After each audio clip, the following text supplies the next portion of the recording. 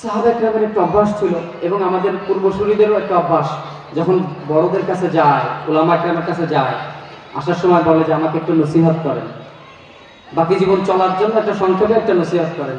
এটা সাহাবা একরাম খুব করতেন। সাহাবা একরাম জিজ্ঞেস ইয়া রাসূলুল্লাহ আমাকে নসিহত করেন। যার যার অবস্থা অনুযায়ী রাসূলুল্লাহ সাল্লাল্লাহু আলাইহি ওয়াসাল্লাম তার অবস্থা অনুযায়ী তাকে সেই উপদেশ দিতেন। কাউকে বলতেন, একজন বলছেন আমাকে নসিহত করেন, রাসূলুল্লাহ সাল্লাল্লাহু আলাইহি ওয়াসাল্লাম বলছেন লা তাকদাব, তুমি রাগ করো না, শেষ, এক নসিহতে শেষ, তুমি রাগ করো না। এইভাবে বিভিন্ন জন আসতো রাসূলুল্লাহ সাল্লাল্লাহু আলাইহি ওয়াসাল্লামের কাছে, নসিহত কামনা করতেন, রাসূলুল্লাহ সাল্লাল্লাহু আলাইহি ওয়াসাল্লাম নসিহত করতেন।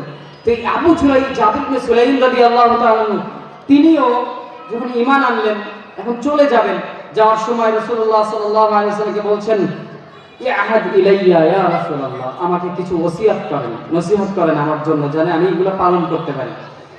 আজকের আলোচনা এই 5টা নসিহত করেছেন রাসূলুল্লাহ সাল্লাল্লাহু আলাইহি ওয়াসাল্লাম। কয়টা নসিহত বলেন? 5টা। খুব মনোযোগ দিব, খুব মনোযোগ দিব। এই 5টা নসিহত করেছেন, এই 5টার উপর আমরা আজকে এই মাহফিল থেকে নিয়ে যাব ইনশাআল্লাহ, এই আলোচনা থেকে 5টার উপর যদি আমল করতে পারি, আল্লাহ তাআলা এই উচিলায় জান্নাত দিয়ে দেবেন ইনশাআল্লাহ। রাসূলুল্লাহ সাল্লাল্লাহু আলাইহি ওয়াসাল্লাম জাবির ইবনে সুলাইমকে 1 নম্বর নসিহত করলেন, লা তাসুববান্না আহাদান, কাউকে গালি দিবে না। 1 নম্বর নসিহত কি বলেন? আমার সাথে সাথে বলেন। 1 নম্বর নসিহত কি? কাউকে গালি দিব না, কাউকে গালি দিব না। আমাদের এটা অভ্যাসে পরিণত হয়ে গিয়েছে। জাহেল, মূর্খ, গাধা, ঘোড়া, অমুক, আরো বিচ্ছিরি ভাষায় গালি, যেগুলি এই সমস্ত পবিত্র জায়গায় বলার মতো না, এমন বিচ্ছিরি ভাষায় আমরা গালি দিই। এই জন্য 1 নম্বর নসিহত ছিল রাসূলুল্লাহ সাল্লাল্লাহু আলাইহি ওয়াসাল্লামের যে কাউকে গালি দিব না। পারবো না ইনশাআল্লাহ আমল করতে? রাসূলুল্লাহ সাল্লাল্লাহু আলাইহি ওয়াসাল্লামের এই আমল, এই কথার সাথে সাথে সাহাবারা আমল করতেন সাথে সাথে। হযরত আবু বকর রাদিয়াল্লাহু তাআলা আনহু একবার তার গোলামকে অভিশাপ দিচ্ছেন, লানত করছেন, বকাঝকা করছেন। রাসূলুল্লাহ সাল্লাল্লাহু আলাইহি ওয়াসাল্লাম পিছন থেকে শুনেছেন, শুনে খুব কঠিন ভাষায় বললেন, লাআনিনা ওয়া সিদ্দিকিনা কাল্লা ওয়া রাব্বিল কাবা, লানত করবে আবার সিদ্দিকও হবে, এটা তো অসম্ভব। রবের কাবা রবের কসম, এটা অসম্ভব। যে লানত করেছে সিদ্দিক হতে পারে না। এই কথা শুনে সিদ্দিক আকবর রাদিয়াল্লাহু তাআলা ভয় পেয়ে গেলেন। তিনি সাথে সাথে তওবা করলেন এবং ওই গোলামকে আযাদ করে দিলেন। সুবহানাল্লাহ।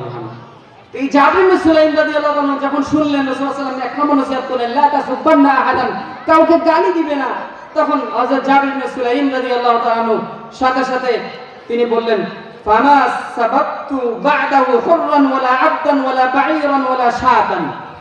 তিনি বলেন, এরপর থেকে আমি কোন আজাদ ব্যক্তি, স্বাধীন ব্যক্তি, গোলাম, কোন ঘোড়া, কোন উট, কোন ছাগল, কোন প্রাণীকেও গালি দিইনি। সুবহানাল্লাহ। যে শেষ হয়ে যাবে, খুব অল্প সময় শেষ হয়ে যাবে। 1 নম্বর বললাম, খুব আমলের নিয়ে তো শুনি, এই 5টা জিনিস নিয়ে যাবো। 1 নম্বর কি বললাম? কাউকে গালি দিব না। 2 নম্বর রাসূলুল্লাহ সাল্লাল্লাহু আলাইহি ওয়াসাল্লাম বলেন, ওয়ালা তাহকিরান্না শাইআন মিনাল মারুফি, কোন নেক কাজকে ছোট মনে করা যাবে না, কোন নেক কাজকে ছোট মনে করা যাবে না। যে যতই ছোট হোক, মুস্তাহাব আমল হোক, এটাকে ছোট মনে করা যাবে না। তুই মনে করলাম এটা তো সুন্নতই, তো না পড়লে কি হয়েছে, এমন ধারণা করা যাবে না।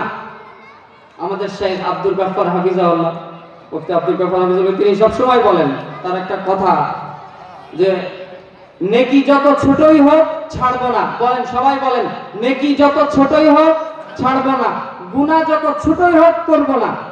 পারবো না ইনশাআল্লাহ? নেকি যত ছোটই হোক ছাড়বো না, আর গুনাহ যত ছোটই হোক করব না। এজন্য লা তাহকিরান্না শাইআন মিনাল মারুফি, নেক কাজকে ছোট মনে করা যাবে না। কেউ যদি মুস্তাহাব কাজকে তুচ্ছ মনে করে, ছোট মনে করে, আব্দুল্লাহ ইবনে মুবারক রাদিয়াল্লাহু তাআলা বলেছেন, মান তাহাওয়ানা বিল আদাব, মুস্তাহাব্বাতের প্রতি কেউ যদি অবহেলা করে, তাহলে তার থেকে সুন্নত ছুটে যায়। সুন্নত ছুটে যাওয়ার মাধ্যমে আল্লাহ শাস্তি দেয়।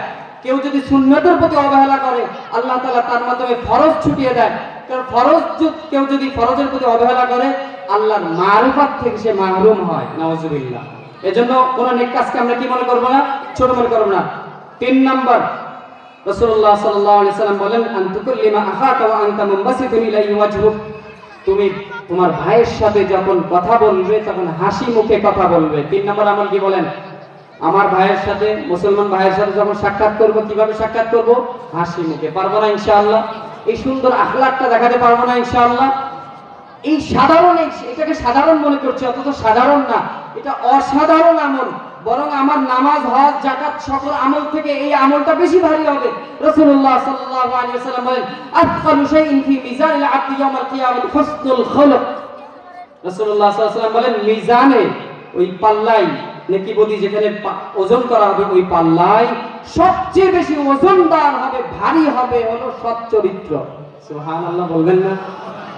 অথচ আমরা আল হজ, তারপরে দিনদার মনে করি, হজ করলে, নামাজ পড়লে মোটামুটি একটু সময় লাগিয়েছে, কয়েক চিল্লা লাগিয়েছে, সেই বড় দিনদার মনে করি। অথচ তার স্ত্রীর সাথে ভালো ব্যবহার করে না, তার সমাজের লোক তাকে ভালো মনে করে না।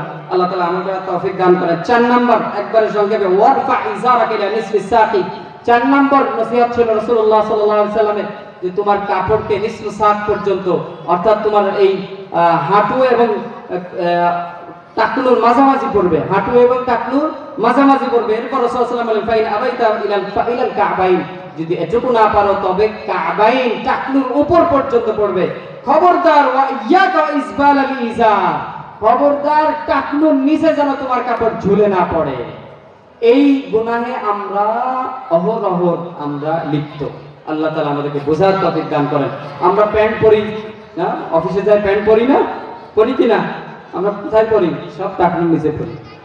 আমরা আজ থেকে এই মাহফিল থেকে নিয়ে যাই, আমরা প্যান্টগুলোকে সব ছোট করে ফেলবো। পারবো না ইনশাআল্লাহ? পারবো তো ইনশাআল্লাহ? একটা হাদিস শুনে রাসূলুল্লাহ সাল্লাল্লাহু আলাইহি ওয়াসাল্লাম বলেন, সালাসাতুন লা ইয়ানজুরু ইলাইহিম ইয়াওমাল কিয়ামাতি ওয়া লা ইউযাক্কিহিম ওয়া লা হুম আযাবুন আলীম। রাসূলুল্লাহ সাল্লাল্লাহু আলাইহি ওয়াসাল্লাম বলেন, কিয়ামতের দিন 3 শ্রেণীর মানুষ হবে, যাদের দিকে আল্লাহ তাআলা রহমতের দৃষ্টি দিবেন না, তাদেরকে পবিত্র করবে না গুনাহ থেকে, এবং তাদের জন্য রয়েছে কঠিন শাস্তি। 3 শ্রেণী কারা কারা? রাসূলুল্লাহ সাল্লাল্লাহু আলাইহি ওয়াসাল্লাম বলেন, আল মান্নানু, আল মুজবিলু, আল বাইউল হাল্লাফ। 1 নম্বর হচ্ছে যারা অন্যের প্রতি দয়া করে খুঁটা দেয়। 2 নম্বর যারা নাকি টাকনুর নিচে কাপড় পরে। 3 নম্বর যে ব্যবসায়ী মিথ্যা কসম দিয়ে পণ্য বিক্রি করে। আল্লাহ তাআলা আমাদেরকে বোঝার তৌফিক দান করেন। সর্বশেষ 5 নম্বর যে নসিহত রাসূলুল্লাহ সাল্লাল্লাহু আলাইহি ওয়াসাল্লাম করেছেন, যে ওয়া ইনুমরুন শাতামাকা ওয়া আইয়ারাকা বিমা ইয়ালামু ফিকা ফালা তুআইয়িরু বিমা ফি। কেউ যদি তোমাকে গালি দেয়, তোমার দোষ ত্রুটি বলে, তোমার ভিতরে আছে সেটা, তুমি কাউ দোষ ত্রুটি বলবা না, তাকে গালি দিবে না। আমরা পারবো না আমল করতে? এই 5টা নিয়ে যাব। কি কি বলেন তো? একবারে একসাথে খোলাসা কথা কি আজকে বলেন? 1 নম্বর হচ্ছে লা তাসুব্বান্না আহাদান, কাউকে গালি দিব না। বলেন কি করব না? 2 নম্বর কি? 2 নম্বর বলেন, আমার ভাইয়ের সাথে অন্য ভাইয়ের সাথে হাসি মুখে কথা বলবো, আমার আখলাক চরিত্রকে সুন্দর করব। 3 নম্বর, টাকনুর নিচে কাপড় পরবো না। 4 নম্বর কি বলেন? কোন নেক কাজকে ছোট মনে করব না। 5 নম্বর, কারোর দোষ ত্রুটি খুঁজবো না, আমার দোষেই তো ভরা, আমি আরেকজনের দোষ ত্রুটি কিভাবে খুঁজি? বলেন, একজন মানুষ ড্রেনে পড়ে গেছে, ময়লার ভিতরে পড়ে গেছে, একজন বলছে আমারে তোলেন, যে তুলতে গেছে তার নাক দিয়ে আবার পানি পড়ছে, সর্দি তার নাকে, তুলতে গেছে, বলে তোমার নাক সাফ করো আগে, তারপরে তুলো। সে তো ময়লার ভিতরে পড়ে আছে, সে নিজের দোষ দেখে না, নিজের ময়লা দেখে না, আরেকজনের ময়লা দেখে। আল্লাহ তাআলা আমাদেরকে আমল করার তৌফিক দান করেন। আমিন ওয়া আখিরু দাওয়ানা আলহামদুলিল্লাহি রাব্বিল আলামিন। মাশাআল্লাহ, জাযাকুমুল্লাহু খাইর। আদম মাওলানা আব্দুল বাসিত অনেক সুন্দর আলোচনা করছেন। হুজুরকে আল্লাহ তাআলা হায়াতে বরকত দান করে, সকলে বলে আমিন।